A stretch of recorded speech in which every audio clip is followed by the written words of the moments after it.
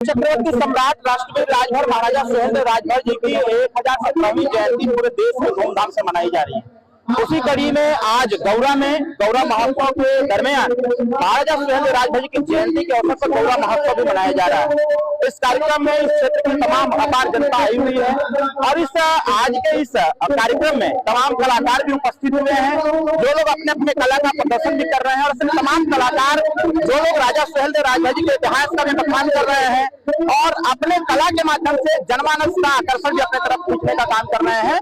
मैं ऐसे लोगों को धन्यवाद देता हूँ। ये कहा गया है, जो समाज अपना इतिहास नहीं जानता, अपने बड़े बुजुर्गों की कदर नहीं करता, वह समाज कभी तरक्की नहीं कर सकता। कहीं न कहीं इतिहासकारों ने यह भी कहा है कि जिसका इतिहास नहीं होता है उसका विकास नहीं होता है।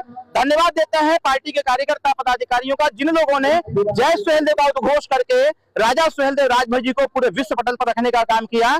आज देश के माननीय प्रधानमंत्री जी भी जय सुहेलदेव बोलते हैं, माननीय मुख्यमंत्री जी भी जय सुहेलदेव बोलते हैं और देश के तमाम इतिहासकार राजा सुहेलदेव राजभर जी पर शोध भी करना चालू कर दिए हैं कि हूँ इस राजा सुहेलदेव राजभर। अगर इस देश में रियासतें थी, 165 राजा इस देश में राजभर समाज के समुदाय के लोग थे, तो फिर इनकी व्यवस्थाएं कहाँ चली गई, इनका इतिहास क्या रहा।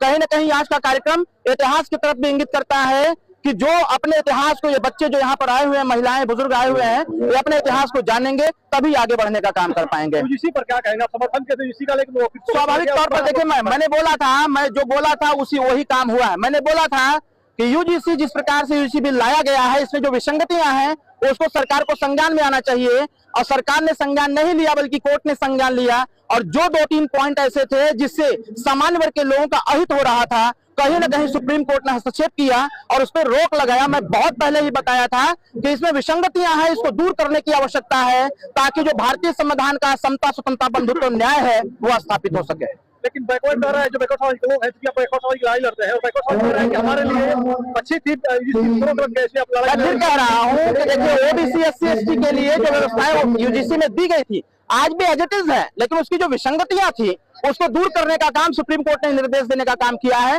सरकार भी उसको एक्सेप्ट कर रही है कि मैं उसको दूर करूंगा ताकि किसी प्रकार की व्यवस्था ना हो, द्वंद्व ना हो, चाहे जनरल समाज हो, ओबीसी SC ST कोई हो, नियम सबके लिए बराबर हो। अगर देश का संविधान बराबर सबके लिए है तो कोई भी नियम बने वो सबके लिए बराबर हो।